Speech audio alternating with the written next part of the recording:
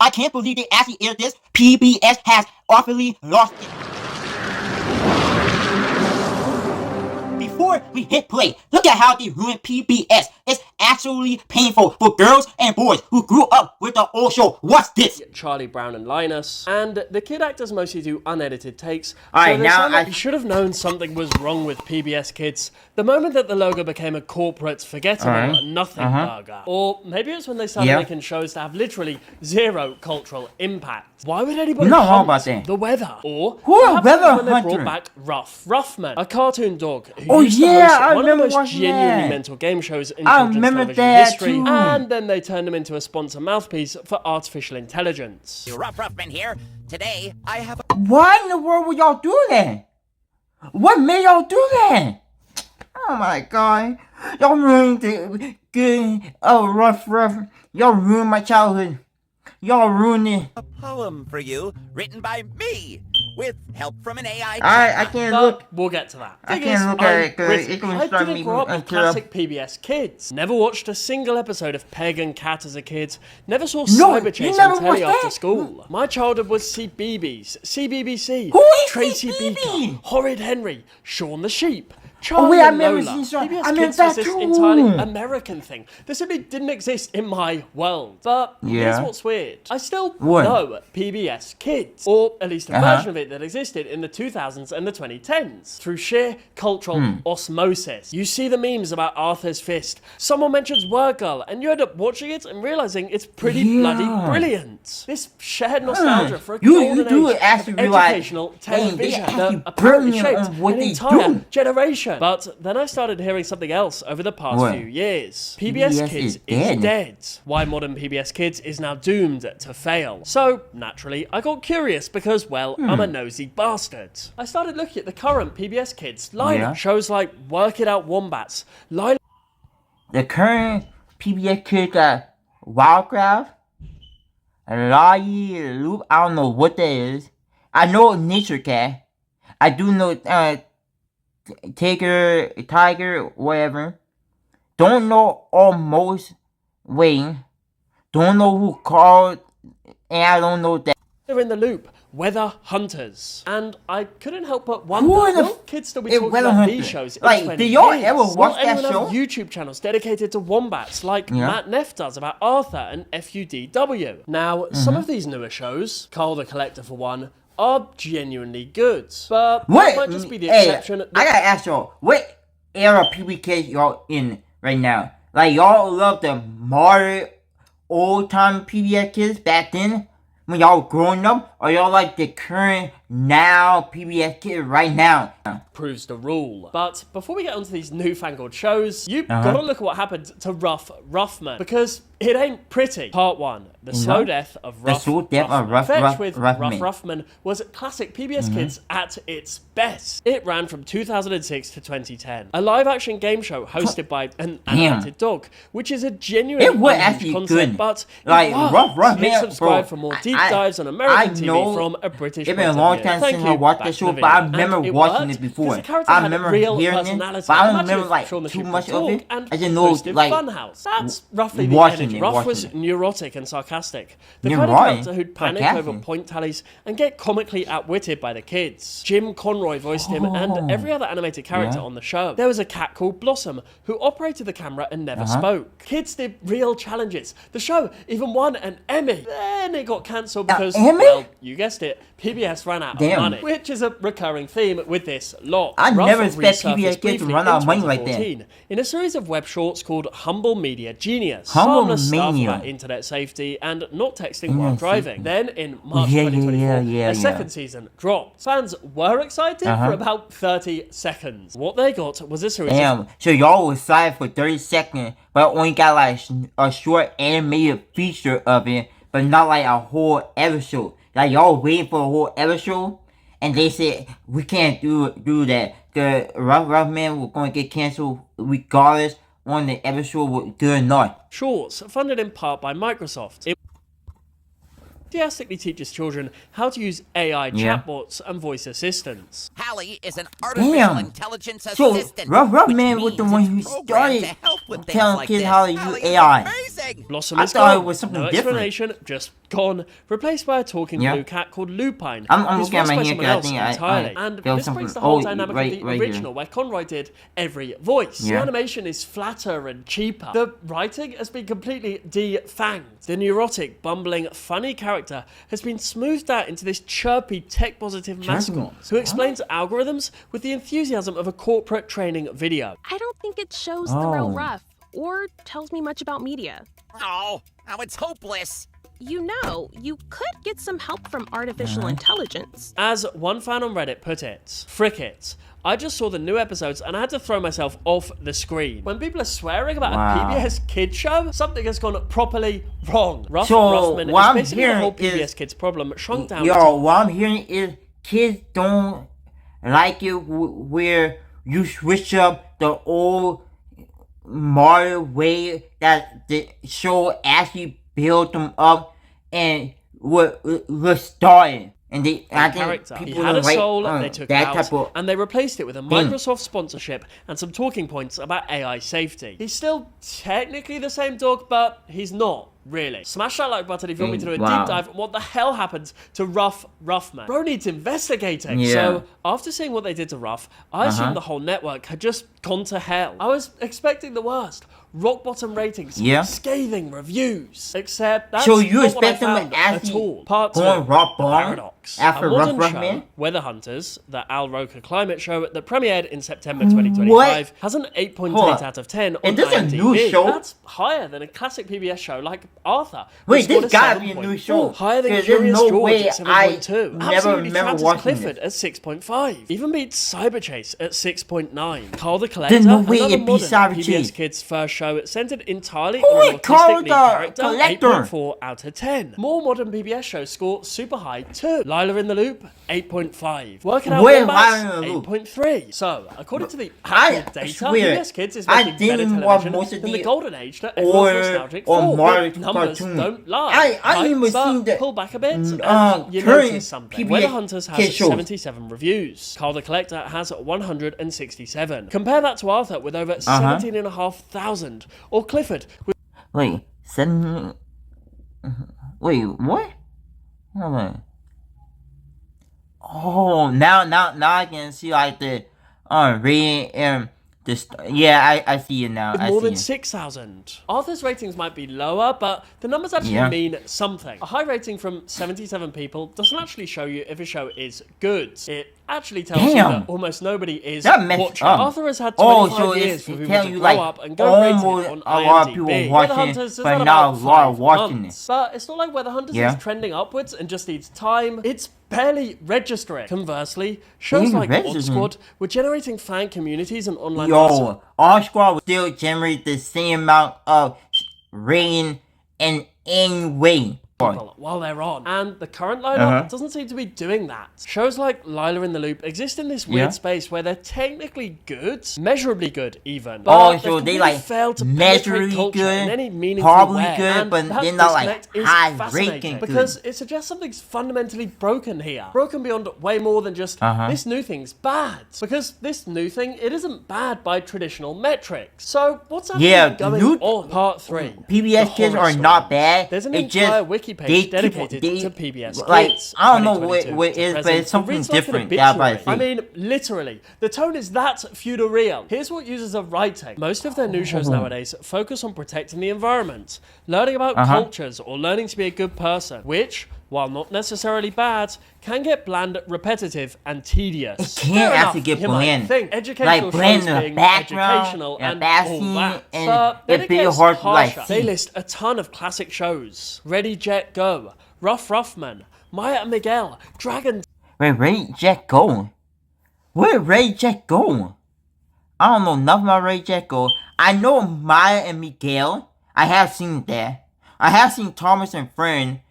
Bodybuilder, remember that? Between the Lines, I remember watching that too. I just don't know about it, but I remember watching that. Saying that they've either been screwed over or unnecessarily Dying cancelled Tales, I and remember replaced with watching these that boring, too. But Dying cringeworthy, Tales and wasn't a lifeless good cartoons show to that, me. despite I just some never being like good, stay and feel watch absolutely it that nothing much. like actual PBS Kids shows. And when it comes to the 2022 rebrands, compared to the previous brandings, the 2022 rebrand feels very lazy, uninteresting, and just plain simple at best. Then I found Wow. this blogger who watched So the it's entire good at 2024 best, PBS but Kids not lineup, good which where makes her it an needs to absolute be at. masochist, but her observations are brutal. On Lila in the Loop. When this came on, my immediate reaction was confusion. I don't get what this show is about. There's no hook What on the show working about? out wombats. I've She never managed seen to that exactly show. one line. So I They're rolling wouldn't their know enormous what heads, that show which really is about. distressing. That was it. That was the whole review. The fact that they couldn't be bothered to say more tells you everything. Sidekick, Stu, a little blue character who's meant to teach kids about programming logic. Stu has no Programming concepts. logic?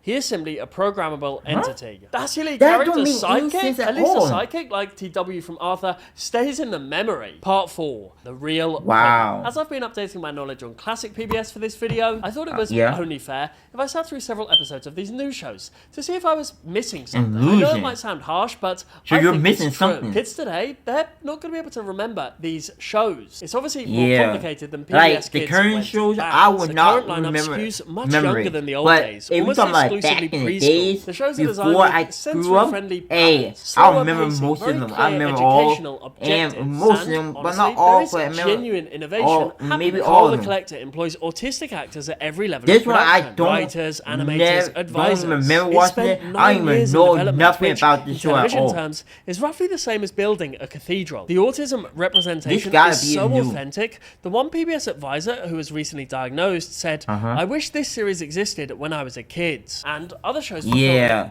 I wish that whole show, not just the series, but every episode would deal in the modern area. But I think that like the current era, cause not a lot of people will actually remember or know about that show at all. So even Weather Hunters teaches climate science effectively. Alma's this Way one should have centers been a Puerto Rican family in the dear when I've Bronx. been growing That up stuff too. matters, So I'll and probably I don't like want to get dismiss into it. like But having said certain that, I don't things, think any of but this is gonna stick. And that's whatever. a problem. Even if the shows themselves are well made, PBS Kids became cautious in ways that hurt what they were actually putting out. They started designing shows by committee, prioritizing I kinda messed educational up with objectives, PBS Kids overtaking to be creative like that. swings. And look, I get why. All that stuff, it does genuinely matter. But somewhere in It that don't? process of making sure that everything ticks the right boxes, they forgot that what makes a show stick in a Yeah. kid's brain is whether or not that show has soul. Whether it's that kind of weird and specific thing you can't forget, even if Yeah. you wanted to. So Nobody when sits he's around saying is for a PBS kid or any kid related shows, it have to be like show that you remember, show that actually stuck to you and you can't like actually get out of your head. at age Is that what you're 25 trying or to say? 30 going, remember that show that met all its curriculum targets? That's just Yeah, not how see? memory works. He They're on the not going same to remember them wavelength the what way I'm that talking millennials about. remember Arthur, or the way Gen Z remember Yeah. Wildcrats and Odd I remember Squads. Wildcrats. And I think remember there's Arthur. two I main watched- reasons I used for to this. watch that. First reason is that more hyperculture time than anything. has completely changed how kids consume media. They don't sit down at 4 p.m. to catch their show anymore. When I was a kid, you'd race home from school to catch Horrid Yeah. Henry before... Sometimes on Saturday you get your favorite bowl of cereal, favorite food. You would sit there on the couch and you will sit and watch that show because you like that show and that show got to you and it stuck to you.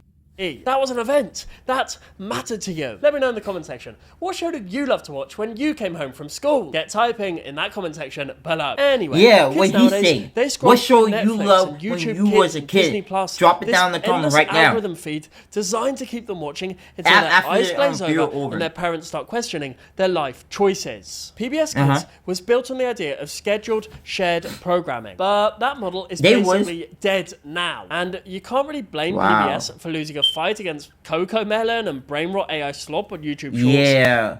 Anything dealing with AI or brain rot or Cocomelon or anything similar to Cocomelon, you can't blame PBS Kids because nowadays a lot of people are not like watching PBS Kids.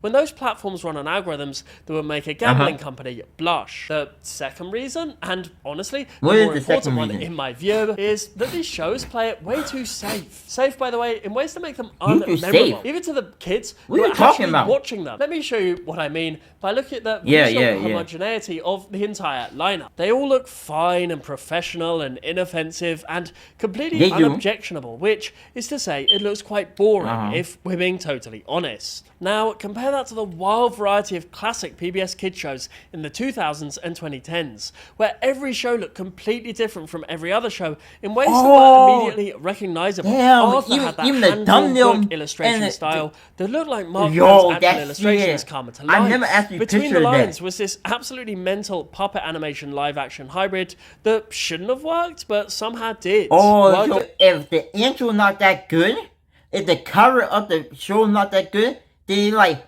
why do I need to watch it? It's just gonna bore me out anyway to watch it. It had that it's just like YouTube. Superhero look. Every show is visually unmistakable. You can pause a frame for half a second and know exactly what you're watching without any doubt. It's like how you never confuse Charlie and Lola with Horrid. You gonna they pause look for completely different because second, they were maybe completely 3 different seconds, shows and made you by still completely would different people go with completely and different ideas. picture like the what current else PBS happened. Kids shows just blur together in your memory because they're all variations on the same house style, like they came from the same factory with slightly different paint jobs. Now, I should say, PBS Kids proved they can still do it when they actually bother. Carl the Collector came out in November 2020. PBS Kids actually sat down and see what they actually were doing, why they got so many kids to like their shows, then the new generation show can actually boost up the rating. In development and is properly good. Their first show with an autistic lead, Emmy nomination, and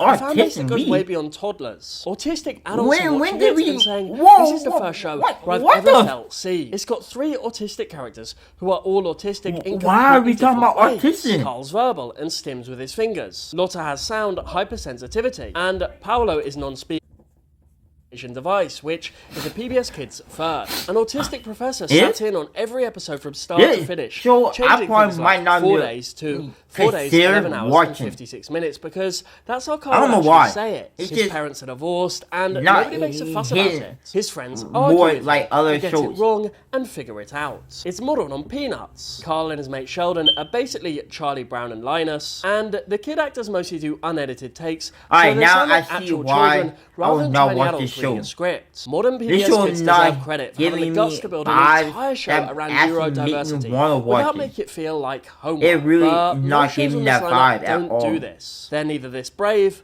nor this bold. And the writing suffers from the same problem of playing it safe. As Joy Massat said about Lilo in the Loop, there's no hook. The shows are educational and well-intentioned, but they lack personality.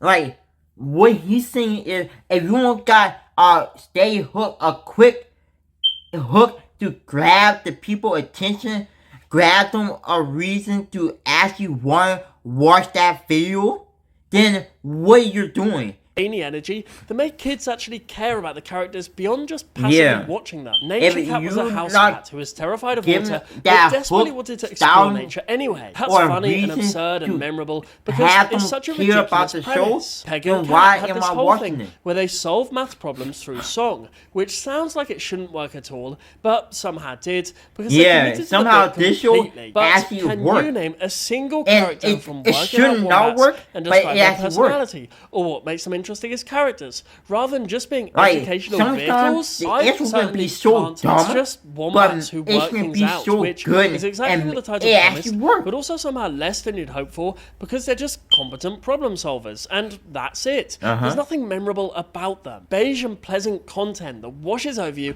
and then evaporates like it was never there. Part 5. The Great Purge. But the real gut punch came in October 2022, when they just started axing shows wholesale, as this tweet reads. 5 shows are being removed from PBS Kids' 24/7 schedule beginning Monday. Classic Clifford, Word Girl, Word Mouth, Martha Speaks, and Splash and Bubbles will no longer have a recurring time slot on the national schedule. 5 shows gone. Just like that. Removed from the schedule entirely. I've watched episodes of each of these shows while researching this script, so I know this is true. You could watch 5 seconds of any of them and know exactly what you were watching. As for the new shows, as the Qualitypedia users put it, these cartoons feel absolutely nothing like actual PBS Kids shows. Part 6. The Death. And then, just as PBS Kids was navigating this creative identity crisis, trying to figure out what it wanted to be in the streaming age, the floor completely collapsed from under Neither. In May 2025, the Trump administration terminated the Ready to Learn grant,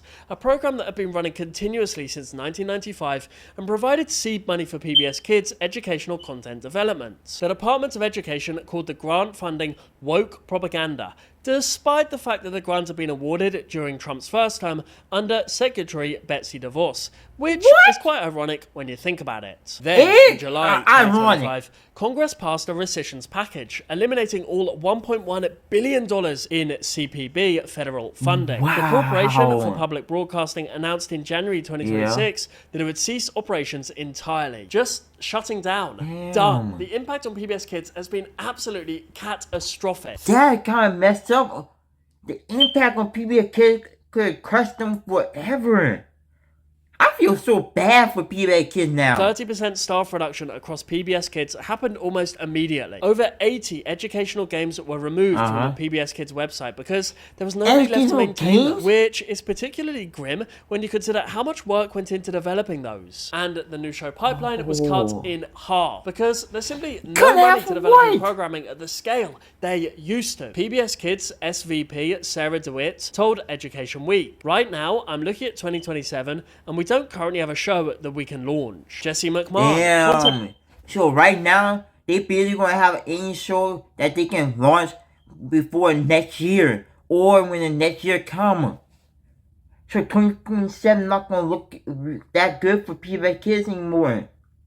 Wow. Producer for Carl the Collector wrote in the Bangor Daily News, "Our children will pay the biggest price." And meanwhile, CBeebies, which is basically the British version of PBS Kids, publicly funded, no ads, same age group, is still making mad stuff. Hey Dougie won 4 BAFTAs and produced a techno song about a stick that got played on Newsnight. They do Shakespeare, the actual globe theatre for toddlers. Sarah and Duck is about a girl and her duck in a world of sentient shallows, and it won an international Emmy. And then the channel switches itself off at 7 o'clock because it's bedtime. PBS Kids runs the channel 24/7 and still can't figure out what it's exactly for. Guess that's just another W for us Brits. Sorry, Americans. And when the funding crisis finally kills what's left of the development pipeline, when the last new show airs and the schedule becomes nothing but Daniel Tiger reruns because there's no money to make anything new, one thing I gotta say is, why can't PBS Kids schedule their